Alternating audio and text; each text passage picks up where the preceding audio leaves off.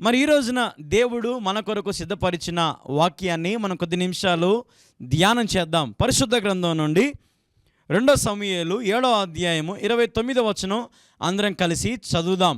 దయచేసి నీ దాసుడైన నా కుటుంబము నిత్యము నీ సన్నిధి ఉండునట్లుగా దానిని ఆశీర్వదించుము.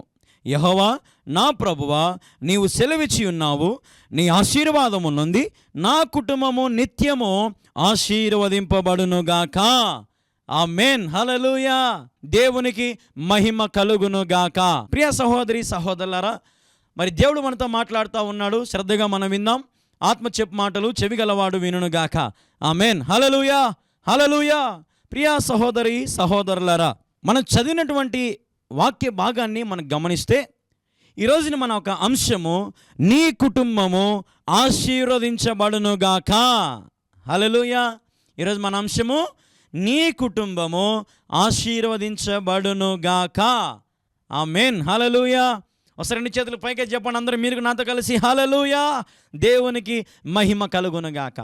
మిమ్మల్ని అందరినీ నేను చూడలేకపోయినా మిమ్మల్ని అందరినీ కూడా నా యేసయ్య చూస్తూ ఉన్నాడు. హల్లెలూయా.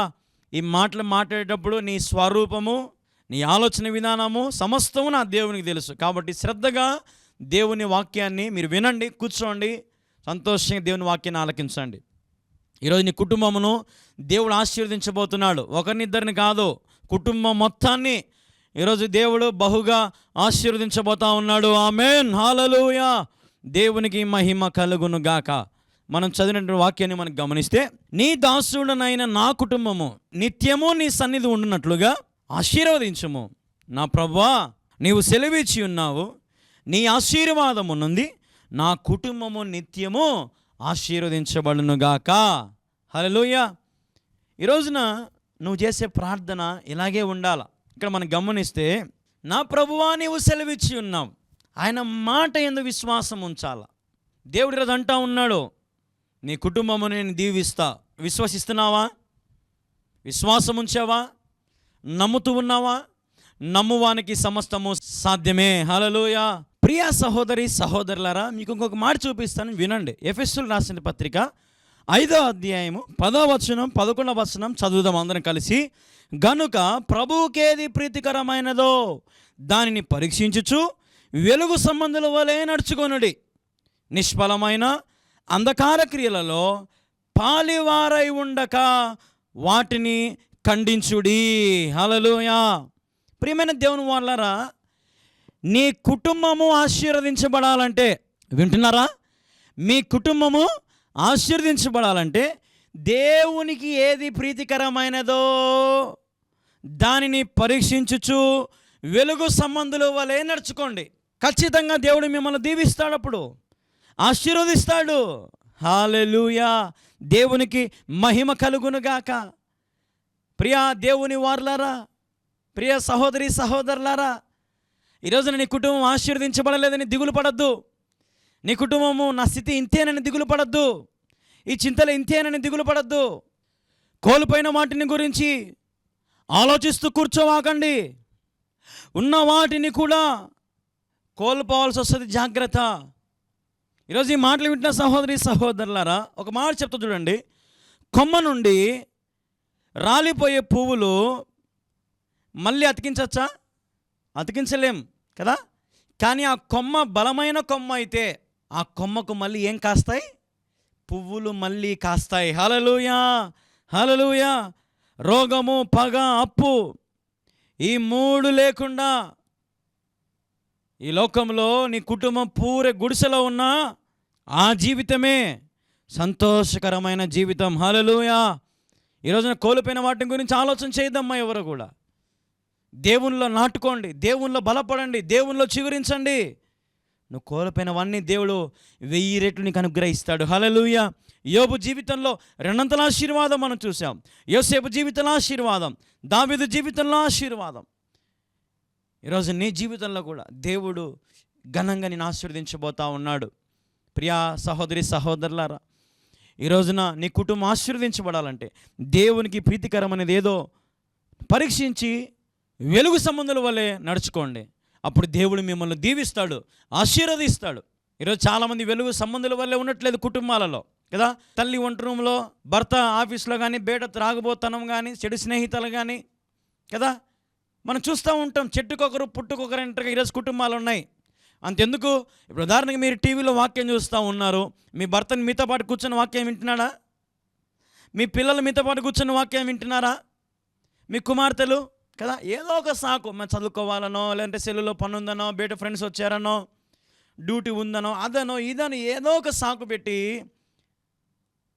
చీకటి సంబంధులతో, చీకటి అలవాట్లకు బానిస అయ్యేటువంటి కుటుంబాలు ఉన్నాయి. కాబట్టి ఈరోజు నువ్వు బలంగా ప్రార్థన చేయి. నీ కుటుంబం కోసం.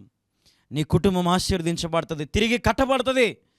నీ కుటుంబంలో ఏదైతే నష్టపోయావో వాటన్నిటిని దేవుడు తిరిగి నీకు ఇవ్వాలంటే నువ్వు బలముగా, ధైర్యవంతురాలుగా, ధైర్యవంతుడిగా, ప్రార్థన వీరుని వలె నువ్వు బ్రతుకు, కష్టపడు, ప్రయాసపడు.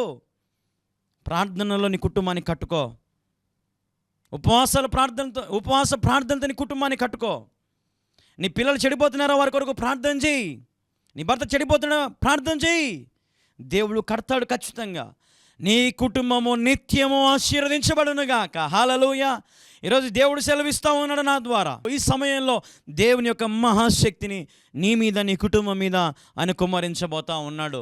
నమ్మిన వారు దేవునికి స్తోత్రం చెప్పండి. హల్లెలూయా, హల్లెలూయా. దేవునికి మహిమ కలుగునుగాక. ఈరోజున ఎంత కష్టపడితే అంత జీతం ఇస్తూ ఉంది ఈ లోకం కదా. గొడ్డు చాకరీ చేస్తే కానీ డబ్బులు రావడంలే కదా. నేను చెప్తానంటే ఎంత ప్రార్థిస్తే అంతే జీతం. ఈరోజు నువ్వు కూడా ఎంత ప్రార్థన చేస్తావో అంత ప్రతిఫలం నువ్వు చూస్తావు. ఎంత బతిమాలుకుంటావో దేవుణ్ణి అన్ని గొప్ప కార్యాలను చూస్తావు. ఎంత నమ్మకంగా నువ్వు దేవునికి ఉంటావో అన్ని మేలులు, అన్ని అద్భుతాలు నువ్వు చూడగలుగుతావు. ఎంతగా నువ్వు దేవునితో సహవాసం చేస్తావో అంత ఉన్నతమైన స్థితిని నీ కుటుంబానికి దేవుడు ఇస్తాడు. ఎంతగానో పరిశుద్ధంగా ఉంటావో, నీ కుటుంబం పరిశుద్ధంగా ఉంటుందో అంతే దీవెనలు నీకు దేవుడు దయచేస్తాడు. హల్లెలూయా. దేవునికి మహిమ కలుగునుగాక. ప్రియమైన దేవుని వారలారా, నీ కుటుంబం ఆశీర్వదించబడాలంటే దేవునికి ఏది ఇష్టమైనదో తెలుసుకొని ఆయనకు తగినట్టుగా, ఆయనకు మీ జీవితాల ప్రీతికరముగా ఉన్నట్లుగా మీరు చూసుకోండి. చెడుని విసర్జించండి, పాపాన్ని విసర్జించండి. చీకటి సంబంధాలు, చీకటి అలవాట్లు, వ్యసనాలు వదిలిపెట్టుకొని భయము, భక్తి కలిగి ప్రతిఫలం పొందడానికి సిద్ధపడండి. ప్రార్థన చేసుకోండి బలంగా. ప్రతిఫలం చూస్తారు, అద్భుతమైన ప్రతిఫలం. ఈరోజు సేవకునిగా ప్రవచిస్తామని యేసు నామములో ఎందరైతే ఎడతెగక ప్రార్థనలో ఉంటారో వారు ఖచ్చితంగా గొప్ప ప్రతిఫలం చూడబోతూ ఉన్నారు. గొప్ప కార్యాలు చూడబోతూ ఉన్నారు. మేలుకరమైన కార్యాలు రుచి చూడబోతూ ఉన్నారు. ఉన్నతమైన స్థితిని అధిగమించబోతూ ఉన్నారు. హల్లెలూయా. అప్పుల నుంచి విడుదల పొందుకోబోతూ ఉన్నారు. గర్భఫలాలు కలుగుతూ ఉన్నాయి, ప్రమోషన్లు కలుగుతూ ఉన్నాయి యేసు నామములో. హల్లెలూయా. నమ్మిన వారు ఆమేన్ చెప్పండి. ఆమేన్. హల్లెలూయా. కాబట్టి ఈరోజు ఈ మాటలు వింటున్నా ప్రియా చెల్లి, ప్రియా తమ్ముడా, నీ స్థితి ఏదైనా సరే, నీ కుటుంబం ఆశీర్వదించబడాలా, నీ పిల్లలు ఆశీర్వదించబడాలా, నూతనంగా వివాహం అయిందా, గర్భఫలం లేక బాధపడుతున్నావా, నీకు పిల్లలు కావాలా, బిడ్డలు కావాలా, ఖచ్చితంగా దేవుడు ఇస్తాడు. వెలుగు సంబంధాల వలె ఉంటే, నీ జీవితం దేవునికి ఇష్టకరంగా ఉంటే, ఈ చిన్న చిన్న పరీక్షలు మీరు పాస్ అయితే దేవుని దగ్గర సర్వ సమృద్ధులు మీ సొంతం అవుతాయి. ఈ సత్యం మీరు గ్రహిస్తే మీరు ధన్యులు అవుతారు. గుర్తుపెట్టుకోండి. హల్లెలూయా. ప్రియమైన దేవుని వారలారా, మరి ఈరోజు నీ కార్యక్రమం వింటున్న ప్రతి చెల్లికి నేను చెప్తా ఉన్నాను, ప్రతి అన్నకు నేను చెప్తా ఉన్నాను, ప్రతి కుటుంబాన్ని నేను చెప్తా ఉన్నాను. మనలో మన మాట.